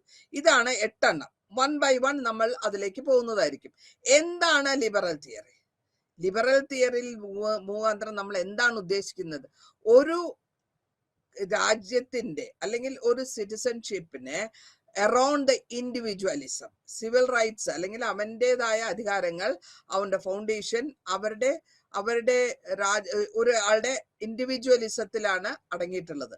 ഈ ഇൻഡിവിജ്വലിസത്തിനും സിറ്റിസൺഷിപ്പിന് 3 എലിമെന്റ്സ് ഉണ്ട്. 3 എലിമെന്റ്സ് എന്താന്ന് വെച്ചാൽ, ഒന്ന് സാധാരണമായ സാമൂഹ്യമായ ജീവിതം, ദാറ്റ് ഇസ് സിവിൽ. പിന്നൊന്നത് രാഷ്ട്രീയമായ ജീവിതം, പിന്നൊന്ന് സോഷ്യലായ ജീവിതം. ഇങ്ങനെ 3 വിധത്തിലാണ് നമ്മൾ കണ്ടുപിടിച്ചിട്ടുള്ളത്. ഈ 3 വിധത്തിലുള്ള ജീവിത മാർഗങ്ങളും അല്ലെങ്കിൽ ഈ സാഹചര്യങ്ങളും 3 സമയത്താണ് ഇത് ഉണ്ടായിട്ടുള്ളത്. ആദ്യകാലങ്ങളിൽ, അതിൽ 18ാം നൂറ്റാണ്ടിലാണ് സിവിലായിട്ട് ആദ്യം നമ്മൾ ജീവിക്കാനുള്ള കാര്യങ്ങൾ, സാധാരണ ലെവലിൽ ജീവിക്കാനുള്ള കാര്യങ്ങളാണ് ആദ്യം നോക്കുക. പിന്നെയാണ് രാഷ്ട്രീയത്തിലേക്ക് ഇറങ്ങുക. പിന്നെ വരുന്നത് 19ാം നൂറ്റാണ്ടിലാണ് രാഷ്ട്രീയത്തായിട്ടുള്ള കാര്യങ്ങൾ വരുന്നത്. 20ാമത്തെ നൂറ്റാണ്ടിലാണ് സോഷ്യലായിട്ട്. അപ്പൊ അങ്ങനെ ഈ തിയറിയില് പല ഫ്രെയിം, ഒരു 3 ഡിവിഷൻ, 3 ടൈപ്പിലാണ് ഈ എലിമെന്റ്സ് എന്ന് പറയുന്നത് ഡെവലപ്പ് ആയിട്ടുള്ളതെന്നാണ് മാർഷൽ പറയുന്നത്. മാർഷൽ പിന്നെയും പറയുന്നുണ്ട്, ഒരു രാഷ്ട്രത്തിന് അവർക്ക് ഒരു സോഷ്യൽ സെക്യൂരിറ്റി അല്ലെങ്കിൽ അവർക്ക് അവരുടെ ഇപ്പൊ ഫോർ എക്സാമ്പിൾ നമ്മള് ബ്രിട്ടനില് അല്ലെങ്കിൽ UK അല്ലെങ്കിൽ USA പോയിട്ടുണ്ടെങ്കിൽ അവിടെ അവർ പറയും, നമ്മള് ഒരു പ്രായമുള്ള പ്രൊഡക്റ്റീവ് ആയിട്ടുള്ള വർക്കിൽ ഇരിക്കുമ്പോൾ തന്നെ നമ്മളുടെ ശമ്പളത്തിൽ നിന്ന് കുറച്ച് എമൗണ്ട്, ഒരു പെർസെൻറ്റേജ് അവര് ഗവൺമെന്റ് പിടിക്കുന്നുണ്ട്. ഈ എന്തിനാ പിടിക്കുന്ന വെച്ചാൽ അതിന്റെ പേരാണ് സോഷ്യൽ സെക്യൂരിറ്റി. കാരണം നാളെ പ്രായമായി വലുതായി കഴിയുമ്പോൾ ആ പ്രായമായ ആളെ നമ്മൾ റിട്ടയർ ചെയ്ത ശേഷം ആ സ്റ്റേറ്റ് ഗവൺമെന്റ് ആണ് അവർക്ക് മെഡിക്കൽ റിപ്പോർട്ട്സും മെഡിക്കൽ ട്രേഡ്. നമ്മളുടെ ഒരു 65 വയസ്സ് 70 വയസ്സ് കഴിഞ്ഞാൽ നമുക്ക് പ്രൊഡക്റ്റീവ് അല്ല, നമ്മളെ കൊണ്ട് ധനം ഉണ്ടാക്കാൻ പറ്റാത്തൊരു സ്റ്റേജ് വരുന്നു. രണ്ടാമത്തെ സ്റ്റേജ് എന്താ വെച്ചാൽ നമുക്ക് അവിടെ ധനം ചെലവാക്കേണ്ട ഒരു ആവശ്യം വരുന്നു. അപ്പോഴാണ് TH മാർഷൽ പറഞ്ഞു, വെൽഫെയർ ഫങ്ഷൻസ് ഗവൺമെന്റ്, ആ സ്റ്റേറ്റ് ഗവൺമെന്റ്, ആ സംസ്ഥാന ഗവൺമെന്റ് ഈ മനുഷ്യരുടെ, ഈ ജനതയുടെ അവരുടെ സെക്യൂരിറ്റി, സോഷ്യൽ സെക്യൂരിറ്റി എന്ന് അവിടെ പറയുന്നത് അവരുടെ എല്ലാ വിധത്തിലുള്ള സൗകര്യങ്ങൾ ചെയ്തു കൊടുക്കാൻ കടമപ്പെട്ടവരാണ്. അങ്ങനെ പിന്നെയും പറയുന്നുണ്ട്, ഈ പണ്ട് കാലത്ത് ക്യാപിറ്റലിസ്റ്റ് ആൾക്കാരുള്ളപ്പോൾ ധനമുണ്ടായിരുന്നവരാണ് അല്ലെങ്കിൽ അധിപന്മാര്, മുതലാളിമാര്, ബൂർഷായിത്വത്തില് അവര് ക്ലാസ് വ്യത്യാസം, പണക്കാര് പാവപ്പെട്ടവർന്ന് 2 ക്ലാസ് വന്നു. അവർക്കൊന്നും ചെയ്യാൻ പറ്റാത്ത ഒരു ക്യാപിറ്റലിസ്റ്റ് വ്യൂസ് വന്നിരുന്നു. അപ്പോൾ അതിനാണ് TH മാർഷൽ പറയുന്നു, അങ്ങനെ ഒരു സിറ്റുവേഷൻ വരാൻ പാടില്ല. ഒരു തൊഴിലാളി നാളെ കഷ്ടപ്പെടാൻ പാടില്ല. തൊഴിലാളിക്ക് വേണ്ട സൗകര്യങ്ങൾ അവിടുത്തെ സംസ്ഥാനം ചെയ്തു കൊടുക്കണം. അതിനാണ് ഈ സോഷ്യൽ സെക്യൂരിറ്റി എന്ന് നമ്മൾ പറയുന്നത്. ഇനി റിപ്പബ്ലിക്കൻ തിയറിയിൽ എന്താ പറയുന്നതെന്ന് വെച്ചാല്, റിപ്പബ്ലിക്കൻ തിയറി ട്രഡീഷണലി നമ്മൾ സാധാരണ ഒരു ജന്മം, ആ ജന്മം കൊണ്ട് നമ്മൾ ജനിച്ചിട്ട് നമ്മൾ പാർട്ടിസിപ്പേഷൻ, ഒരു കൺട്രിയുടെ പാർട്ടിസിപ്പേഷൻ അല്ലെങ്കിൽ കൺട്രിയുടെ ഭരണാധികാരത്തിൽ നമ്മൾ പാർട്ടിസിപ്പേറ്റ് ചെയ്യണം. പാർട്ടിസിപ്പേറ്റ് എപ്പോഴാ ചെയ്യുക?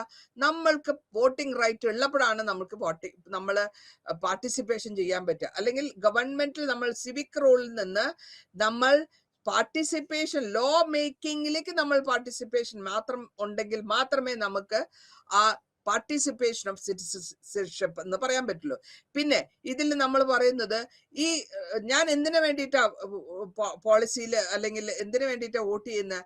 നാളെ ഈ ഗവൺമെന്റ് മോശമാണ്, അപ്പോൾ അടുത്ത 5 വർഷം കഴിഞ്ഞ് അല്ലെങ്കിൽ അടുത്ത പീരീഡിനുള്ളിൽ ആ ഗവൺമെന്റിനെ മാറ്റണമെന്നുണ്ടെങ്കിൽ പോളിസി മേക്കിംഗ് എന്ന് പറയാം നമ്മൾ. ഈ പോളിസി മേക്കിംഗ് അവരുടെ ജനതയുടെ കയ്യിലിരിക്കണം. അതാണ് റിപ്പബ്ലിക്കന്റെ ഉദ്ദേശം. പിന്നെ അപ്പൊ ഇത്രയും വരുമ്പോഴത്തേക്കും ഇങ്ങനെ പല വിധത്തിൽ നമ്മൾ റിലീജിയൻ അങ്ങനെ പോയിക്കൊണ്ടിരിക്കുന്നുണ്ട്. അതുകൊണ്ട് നമ്മൾ വളരെ കാര്യമായിട്ട് പോവുക. പിന്നെ ലിബർട്ടിയൻ തിയറിയിലും പറയുന്ന കൺസർവേറ്റീവ് ആയിട്ടുള്ള നമ്മളെ ലിബർട്ടിയൻ തിയറി എന്താ വെച്ചാൽ അവര് പറഞ്ഞിട്ടുള്ളത് മാർഗരറ്റ് താച്ചറിന്റെ കാലത്ത് ബ്രിട്ടീഷിലെ ലിബർട്ടിയൻ തിയറി ആയിരുന്നു. അവർ പറയുന്നത് ഫ്രീ ചോയ്സ്, എനിക്ക് എന്തിന് ധൈര്യമുണ്ടോ, എനിക്ക് എടുക്കാൻ പറ്റുമോ അത് ഞാൻ എടുക്കുന്നു. മാർക്കറ്റ് സൊസൈറ്റി, എന്താണ് മാർക്കറ്റിന്റെ ബേസിസ്?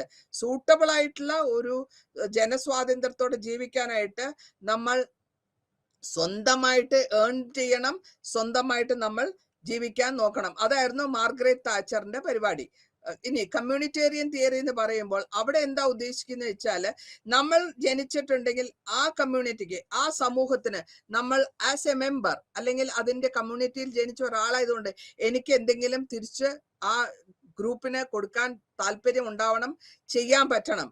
അപ്പോൾ അവിടെ നമ്മൾ നല്ല ഒരു പൗരനായി കമ്മ്യൂണിറ്റിക്ക് വേണ്ടത് ചെയ്ത് പൊളിറ്റിക്കലായിട്ടുള്ള ചർച്ചകളിൽ പങ്കെടുത്ത് ഡിസിഷൻ ഉണ്ടാക്കാൻ നല്ലൊരു അവകാശം, നല്ലൊരു ഉപദേശം കൊടുത്ത് അതിനെ മാറ്റണം.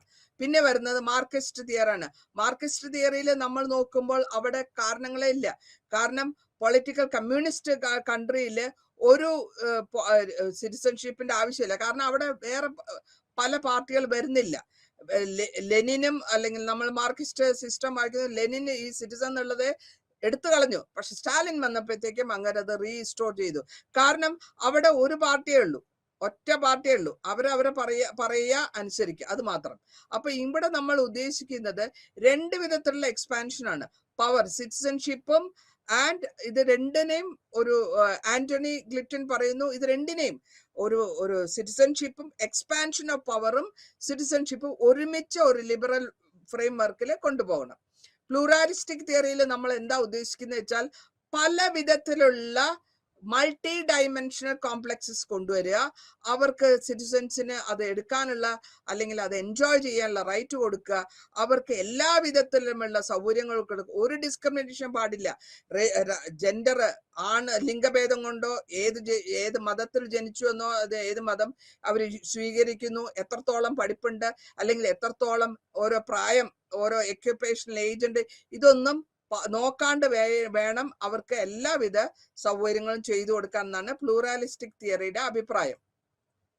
ഫെമിനിസ്റ്റ് പെർസ്പെക്റ്റീവിൽ എന്താ പറയുന്നതെന്ന് വെച്ചാൽ എല്ലാ സ്ത്രീകളെയും, ലോകത്തിലുള്ള എല്ലാ സ്ത്രീകളും പണ്ട് കാലത്ത് സെക്കൻഡ് ക്ലാസ് സിറ്റിസൺ ആയിട്ടാണ് നമ്മൾ കണ്ടുകൊണ്ടിരുന്നത്.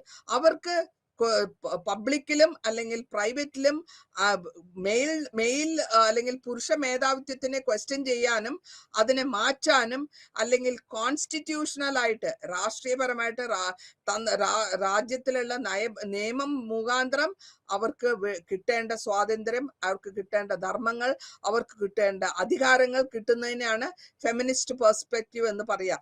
അപ്പൊ ഫെമിനിസ്റ്റ് അത് മാത്രമല്ല, ഞങ്ങൾ ചെയ്യുന്ന പ്രവൃത്തിനെ നിങ്ങൾ അധികരിക്കുകയും വേണം. ഇങ്ങനെ ഗാന്ധിയുടെ വ്യൂവിൽ പറയുമ്പോഴത്തേക്കും ഗാന്ധിജി പറയുന്നു, ഒരു മനുഷ്യനും അവനവൻ്റെതായ കാര്യങ്ങൾ വിദേശിച്ചിട്ട് ഉപയോഗിക്കുക. അത് കഴിഞ്ഞിട്ട് അങ്ങേരുടെ ഗാന്ധിയുടെ വേർഡ്സിൽ പറയുകയാണെങ്കിൽ നമ്മൾക്ക് എന്ത് നമ്മളുടെ ലോക്കലായിട്ട് അവകാശമുണ്ടോ അതിനെ എടുത്തിട്ട് ഗ്ലോബലായിട്ട് വേൾഡ് വൈഡിൽ എന്തൊക്കെ നല്ലത് ചെയ്യാൻ പറ്റുമോ അഹിംസ ചെയ്ത് നന്നാവുക. ഇത്രയുമാണ് നമ്മൾ ഗ്ലോബലായിട്ടുള്ള, അല്ലെങ്കിൽ നമ്മൾ വളരെ രാഷ്ട്രീയം നമ്മുടെ രാഷ്ട്രത്തിൽ മാത്രം ഒതുങ്ങാണ്ട് വേൾഡ് സിറ്റിസൺഷിപ്പായിട്ട് അല്ലെങ്കിൽ വേൾഡ് സിറ്റിസൺ ആയിട്ട് നന്നാവണമെന്നാണ് നമ്മൾ പറയുന്നത്. ഇവിടെ നമ്മൾ പറയുന്നത് ക്രിറ്റിസിസം ചെയ്യുമ്പോഴും ചില കാര്യങ്ങൾ നമുക്ക് വളരെ ഫോക്കസ് ചെയ്ത് നമ്മളുടെ ഡ്യൂട്ടിയിൽ മാത്രം നോക്കുമ്പോൾ നമ്മൾ ചില ഇടങ്ങളിൽ നമ്മൾക്കത് പറ്റാണ്ട് വരും. അതുകൊണ്ട് ഏറ്റവും ക്ലിപ്തമായത് നമ്മൾ എടുക്കാൻ താല്പര്യപ്പെടണം. എല്ലാ ആൾക്കാർക്കും എല്ലാ വിധത്തിലും ഫ്യൂച്ചറിൽ നല്ല വിധത്തിൽ പാർട്ടിസിപ്പേറ്റ് ചെയ്ത് നല്ലൊരു രാഷ്ട്രത്തിനെ കെട്ടിപ്പടുത്താൻ എല്ലാവരെയും ഞാൻ പ്രാർത്ഥിക്കുന്നു, ആഗ്രഹിക്കുന്നു. നന്ദി, നമസ്കാരം.